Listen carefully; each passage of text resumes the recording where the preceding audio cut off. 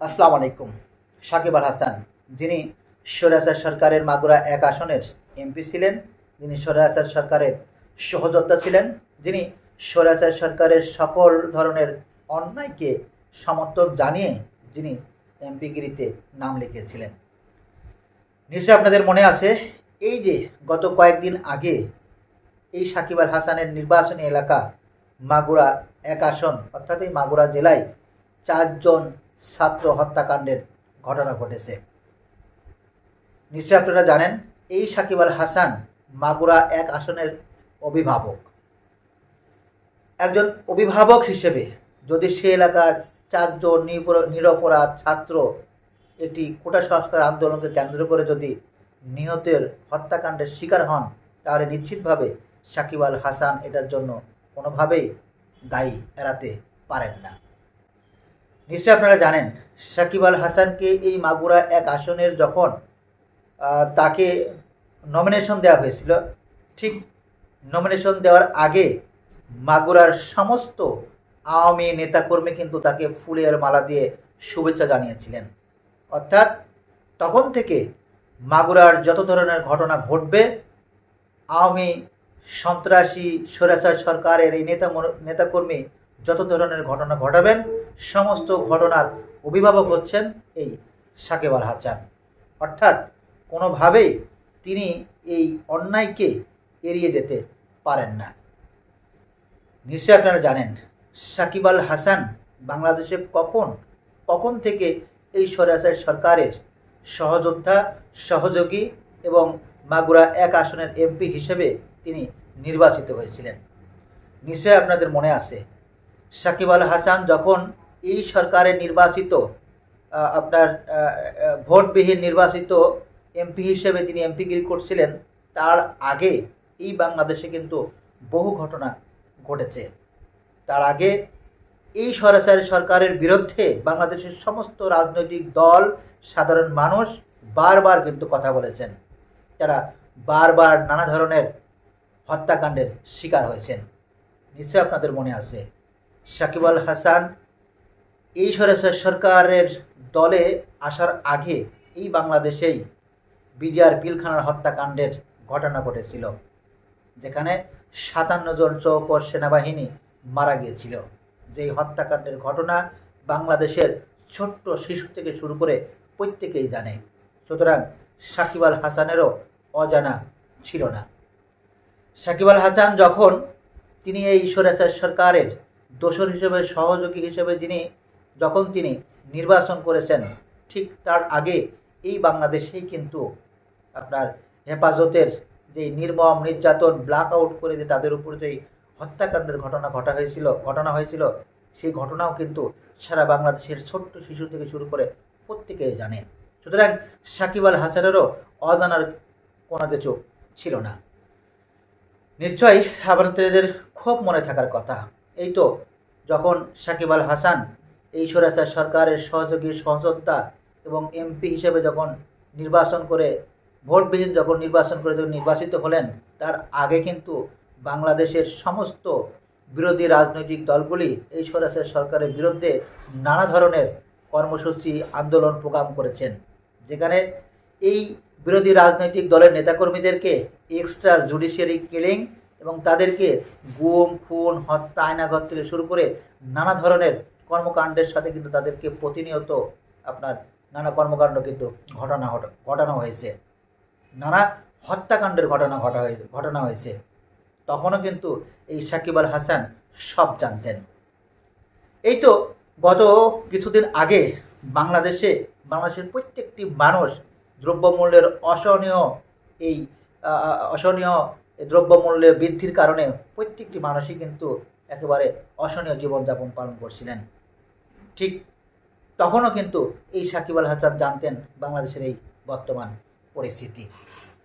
সাকিব আল হাসান এই স্বৈরাচার সরকারের সহযোগী, সহযোদ্ধা হিসেবে আসার আগেও তিনি কিন্তু জানতেন এই বাংলাদেশেই নানা ধরনের দুর্নীতি, অনিয়মের ঘটনা কিন্তু ঘটছে। নিশ্চয়ই সাকিব আল হাসান জানতেন পারমাণবিক বিদ্যুৎ কেন্দ্র থেকে শুরু করে বাংলাদেশের সমস্ত বিদ্যুৎ কেন্দ্রে যেই ভয়ানক দুর্নীতির ঘটনা ঘটেছিল সেটা নিশ্চয়ই সাকিব আল হাসানের জানার অজানা কোনো কিছু ছিল না। নিশ্চয়ই সাকিব আল হাসান জানতেন বাংলাদেশের বিরোধী রাজনৈতিক দলের নেতাকর্মীদের কিভাবে নির্যাতন, গুম, খুনের ঘটনা ঘটানো হয়েছিল। নিশ্চয়ই এই সাকিব আল হাসান তিনি জানতেন। তিনি যখন এই মাগুরা এক আসনে নির্বাচন করেছেন, তিনি যখন ভোটারবিহীন নির্বাচিত হয়েছিলেন, তার আগে কিন্তু এই বাংলাদেশের নানা ধরনের ঘটনা ঘটেছে। নিশ্চয় আপনাদের মনে থাকার কথা সেই বুয়েটে আবরার হত্যা মামলা। যখন বুয়েটের আবরার হত্যা মামলা হয়েছিল, ঠিক তখনও কিন্তু এই সাকিব আল হাসান জানতেন। অর্থাৎ কোনোদিন তিনি কোনো দুঃখ পর্যন্ত করেনি। নিশ্চয় আপনাদের মনে থাকার কথা, এই বাংলাদেশে বহু ঘটনা ঘটেছে, কিন্তু কোনোদিন এই সাকিব আল হাসান কোনোদিন কোনো কথা বলেননি। সর্বশেষ এত কিছু জানা সত্ত্বেও, এত কিছু বোঝা সত্ত্বেও একজন নাগরিক, সুনাগরিক, একজন ন্যায়নিষ্ঠার ব্যক্তি হিসাবে অবশ্যই এই স্বৈরাচার সরকারের প্রতিনিধি হিসাবে, সহযোগী হিসাবে, সহযোদ্ধা হিসাবে তার কখনোই নির্বাচন করার কথা ছিল না, কখনোই তার এমপিগিরি করার কথা ছিল না।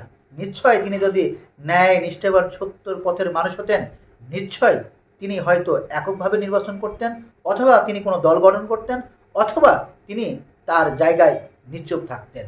কিন্তু এই চাটুকার, লোভী সাকিব আল হাসান তিনি কখনোই সেটা করেননি।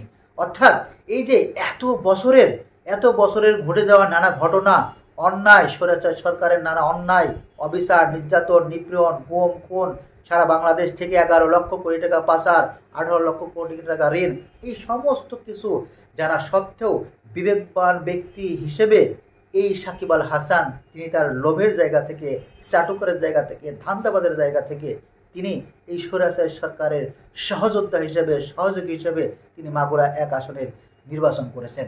সুতরাং মাগুরা এক আসনে এই ছাত্র হত্যার দায় অবশ্যই তাকে নিতে হবে, কারণ তিনি মাগুরা এক আসনের একজন অভিভাবক, একজন সংসদ সদস্য। এবার আসি সর্বশেষ যেই ছাত্রদের সাথে কোটা সংস্কার আন্দোলনকে কেন্দ্র করে যেই ঘটনাটি ঘটল, বাংলাদেশের ইতিহাসে সর্ব নিকৃষ্ট যেই ঘটনাটি ঘটল, অর্থাৎ স্বৈরাচার সরকার এই ছাত্র জনতার উপরে গুলি করে তাদেরকে যে হত্যাকাণ্ড ঘটানো হলো, সেখানেও কিন্তু এই সাকিব আল হাসান নিশ্চুপ ছিলেন। অর্থাৎ প্রত্যেকটি ঘটনাকে তিনি নিশ্চুপ থেকে সমর্থন জানিয়েছেন। অর্থাৎ তিনি কখনোই সেটার বিরুদ্ধে কোনো কথা বলেননি।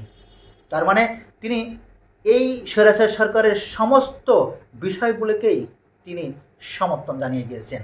আচ্ছা, আপনি একটু বুকে হাত দিয়ে বলুন তো, এই যেদিন 5 আগস্ট যেদিন কারফিউ জারি করা হয়েছিল এই বাংলাদেশে, ঠিক সেদিন যদি সেনাবাহিনী পাখির মতো গুলি করে এই সমস্ত ছাত্রদেরকে মারত, আর যদি সেদিন এই স্বৈরাচার সরকার যদি জিতে যেতেন, তারা যদি আবার ক্ষমতায় থাকার পাকাপোক্ত যদি কোনো সম্ভাবনা পেতেন, তাহলে কি সাকিব আল হাসান তার জায়গা থেকে কি পদত্যাগ করতেন? তিনি কি তখন বলতেন যে এটা অন্যায় হয়েছে, ছাত্রদের সাথে এটা অন্যায় হয়েছে, দেশের মানুষের সাথে এটা অন্যায় হয়েছে, এটাকে আমি কখনো এটা মানি না, আমি এটাকে কখনোই মানতে পারি না? তিনি কখনো বলতেন? নিশ্চয় তিনি কখনো এটা বলতেন না। বরঞ্চ আরও পাকাপোক্তভাবে তিনি এই স্বৈরাচার সরকারের সহযোগী হিসেবে তিনি আবার পুনরায় নির্বাচিত হতেন, এবং তিনি এই বাংলাদেশের পক্ষে সারা বাংলাদেশকে তিনি জানানোর চেষ্টা করতেন এই স্বৈরাচার সরকার একটি গণতান্ত্রিক সরকার, একটি ভালো সরকার, একটি সুন্দর সরকার, একটি আপনার সামগ্রিক সারা বিশ্বের একটি গণতান্ত্রিক সরকার। এটাই বলতেন এই সাকিব আল হাসান, এই মাশরাফি মুর্তজা, এই ফিরদৌস। সুতরাং আপনাদের কাছে আমার প্রশ্ন থাকলো, এখন আপনি আপনার বিবেককে প্রশ্ন করুন তো, যেই ব্যক্তি তার বিবেক বিবর্জিত করে, যেই ব্যক্তি তাকে তার জায়গায় না রেখে, যেই ব্যক্তি ন্যায়নিষ্ঠার পথে না থেকে, যে ব্যক্তি সত্য ন্যায়ের পথে না থেকে, যেই ব্যক্তি স্বৈরাচার, নিপীড়িত, নির্যাতিত সরকারের পক্ষে সমর্থন জানিয়ে যিনি ক্রিকেটকে ধ্বংস করে দৌড়ে এমপিগিরি হয়েছেন, যিনি প্রতিনিয়ত সমর্থন জানিয়েছেন ছাত্র হত্যা থেকে শুরু করে বাংলাদেশের সমস্ত এক্সাইজ জুডিশিয়ারি কিলিং থেকে সমস্ত ঘটনার জানা সত্ত্বেও যিনি সমর্থন জানিয়েছেন, সেই ব্যক্তি কিভাবে তিনি আপনার কোনো ধরনের মামলা, কোনো ধরনের এই সমস্ত কিছু থেকে বেঁচে থাকতে পারে? নিশ্চয় তিনিও প্রত্যক্ষ পরোক্ষ সহযোগী কিংবা অর্থ সহায়তাকারী হিসেবে তিনিও আপনার দোষী হিসেবে সাব্যস্ত হবেন, আর যেটা এখন তিনি হচ্ছেন। সুতরাং তার পক্ষে কোনোভাবেই কথা বলা কিংবা তার পক্ষে কোনোভাবেই স্লোগান দেওয়া একজন সচেতন নাগরিক হিসেবে কোনোভাবেই সম্ভব না। সবাই ভালো থাকবেন। আসসালামু আলাইকুম ওয়া রাহমাতুল্লাহি ওয়া বারাকাতুহু।